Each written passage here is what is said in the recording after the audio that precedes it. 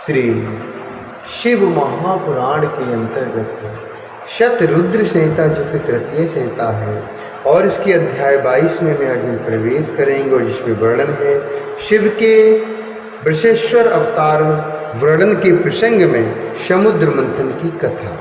शिव के वृषेश्वर अवतार वर्णन के प्रसंग में समुद्र मंथन की कथा। नंदीश्वर बोले, हे ब्रह्मसुत, हे प्राज्ञ, शृणुब्रह्मसुत प्राज्ञ वृषेशाख्य में मुनीश्वर शिवावतारम शलीलम हरिग्रवहरम वरम हरिग्रवहरम वरम पुरा देवासुरः सर्वे जरा मृत्युभयार्दितः परशुपरं च संधाय रत्नान्यादित्सवो भवन। नंदीश्वर बोले, हे ब्रह्मसुत, हे प्राज्ञ, हे मुनीश्वर, अब आप भगवान विष्णु के अहंकार को नष्ट करने वाले तथा श्रेष्ठ लीला से भरपूर शिव जी के वृषेश्वर नामक उत्तम अवतार को सुनो।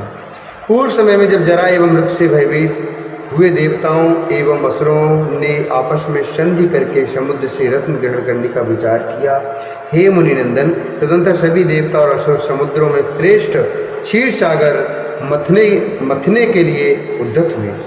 क्षीर सागर को मथने के लिए उद्धत हुए।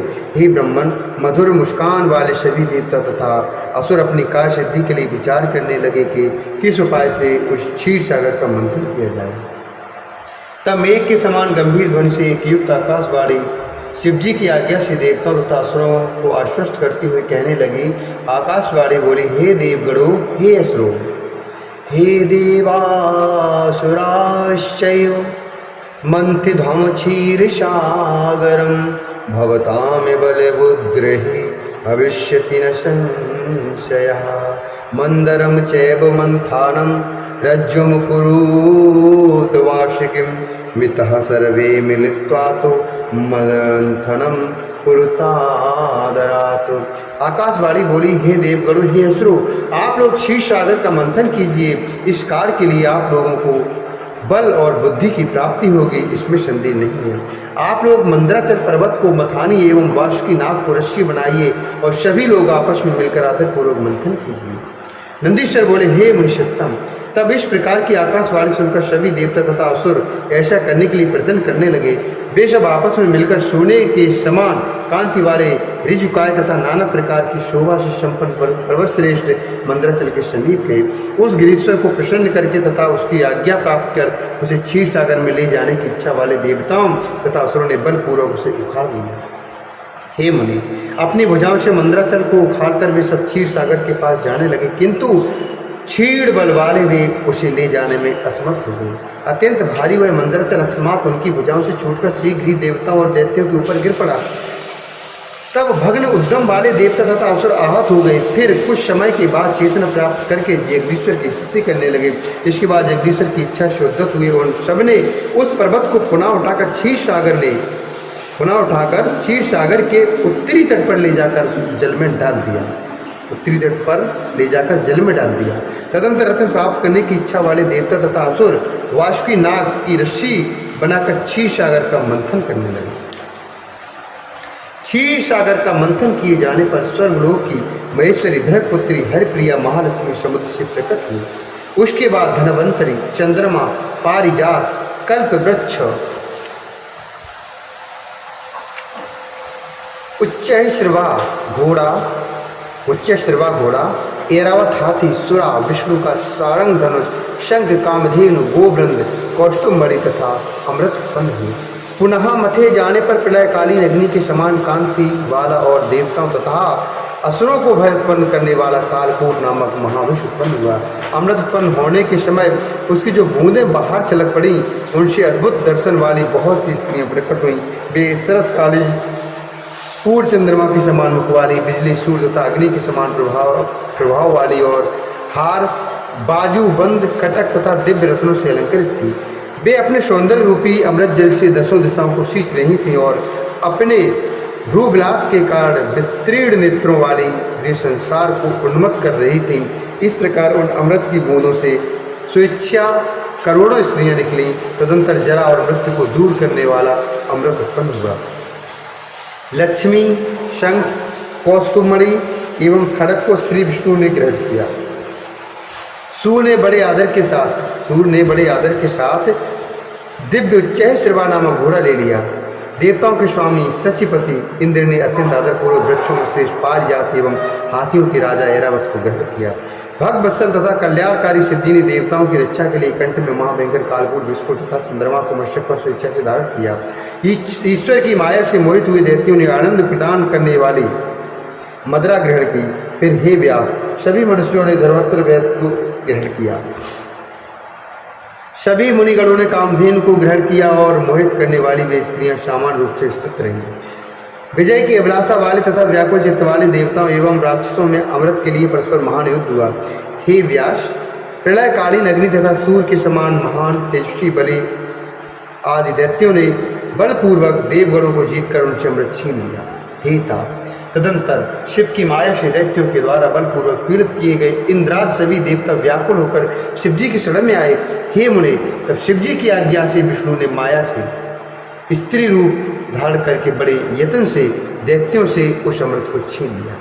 उसके बाद मायावियों में श्रेष्ठ मोहिनी रूप का धारण करके स्त्री रूपधारी विष्णु ने समस्त दैत्यों को मोहित करके वह अमृत देवगणों को पिला दिया। तब उस मोहिनी रूप वाली स्त्री के पास जाकर उन श्रेष्ठ दैत्यों ने कहा, इस सुधा को हम सभी दैत्यों को भी पिलाओ, इस सुधा को हम सभी दैत्यों को भी पिलाओ, जिससे किसी प्रकार का पंकति भेद न हो। ऐसा कहकर शिव माया से मोहित हुए उन सभी दैत्यों एवं दानवों ने कपट रूपधारी उन विष्णु को वह अमृत दे दिया। इसी बीच वे वरिष्ठ दैत्य अमृत से उत्पन्न स्त्रियों को देखकर उन्हें सुखपूर्वक यथा स्थान ले गए। उन स्त्रियों के नगर स्वर्ग से भी 100 गुने मनोहर मय दानव की माया से विनिर्मित तथा सुदृढ़ यंत्रों से सुरक्षित थे। उन सभी को सुरक्षित करके उनका आलिंगन किए बिना ही वे दैत्य प्रतिज्ञा करके युद्ध हेतु निकल पड़े। यदि देवगण हमें जीत लेंगे तो हम इन स्त्रियों का स्पर्श भी नहीं करेंगे। यदि देवगण हमें जीत लेंगे तो इन स्त्रियों का हम स्पर्श भी नहीं करेंगे। ऐसा कहकर युद्ध की इच्छा वाले वे समस्त महावीर दैत्य आकाश को पूरित सा करते हुए तथा मेघों को तृप्त सा करते हुए पृथक पृथक संघात करने लगे और शंख बजाने लगे। देवगणों का असुरों के साथ तीनों लोकों में प्रसिद्ध देवासुर नामक भयानक संग्राम हुआ। उस संग्राम में विष्णु द्वारा सब प्रकार से रक्षित सभी देवताओं की विजय हुई। बहुत से दैत्य देवताओं और विष्णु के द्वारा मार डाले गए और शेष दैत्य भाग गए। कुछ दैत्यों को देवताओं तथा महात्मा विष्णु ने मोहित कर दिया। जो मरने से बचे वे पाताल एवं पृथ्वी के विवरों में प्रवेश कर गए। महाबली विष्णु ने हाथ में चक्र लेकर अति उत्तम पाताल में जाकर भयभीत होकर स्थित हुए उन दैत्यों का पीछा किया। इसी बीच विष्णु ने वहाँ पर अमृत से उत्पन्न हुई पूर्णचंद्र के समान मुख वाली तथा दिव्य सौंदर्य से गर्वित स्त्रियों को देखा और वे मोहित होकर वहीं पर उन श्रेष्ठ स्त्रियों के साथ विहार करने लगे तथा उन्होंने वहाँ शांति प्राप्त की। विष्णु ने उन स्त्रियों से श्रेष्ठ पराक्रम वाले तथा युद्ध करने में निपुण अनेक पुत्र उत्पन्न किए, जिनके बल से सारी पृथ्वी कांप उठती थी।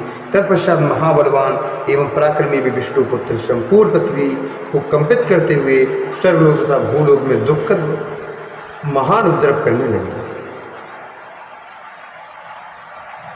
सारे संसार में उनका इस प्रकार उपद्रव देखकर मुनियों एवं देवताओं ने ब्रह्मा को प्रणाम कर उनसे निवेदन किया।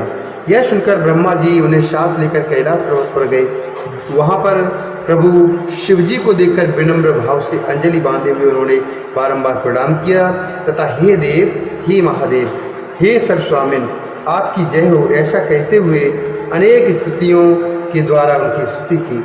ब्रह्मा बोले, हे देवादिदेव, हे महादेव, हे प्रभु, पाताल में स्थित विकार युक्त तथा उपद्रवी विष्णु पुत्र से समस्त संपूर्ण लोगों की रक्षा कीजिए। हे भगवो, विकार से ग्रस्त होकर विष्णु जी अमृत से उत्पन्न स्त्रियों में आसक्त चित्त होकर इस समय पाताल में स्थित हैं और उनके साथ स्थित है। नंदीश्वर बोले, इस प्रकार लोक संरक्षण के लिए तथा पाताल से विष्णु को लाने के निमित्त ऋषियों से देवताओं तथा ब्रह्मा ने शिव जी की बहुत स्तुति की। तदंतर कृपा सिंधु भगवान महेश्वर शिव ने उस उपद्रव का वृतांत जानकर वृषभ का रूप धारण कर लिया। तदंतर कृपा सिंधु भगवान महेश्वर शिव ने उस उपद्रव का वृत्तांत जानकर वृषभ का रूप धारण कर लिया। इस श्री शिव महापुराण तृतीय चतुर्दश संहिता में विष्णु उपद्रव वृषावतार वर्णनम नाम द्वाविंशोध्याय। इस प्रकार से शिव महापुराण के अंतर्गत चतुर्दश संहिता में विष्णु उपद्रव वृषावतार वर्णन नामक 22वां अध्याय पूर्ण हुआ। बोली शंकर भगवान की जय, वृषभ भगवान की जय।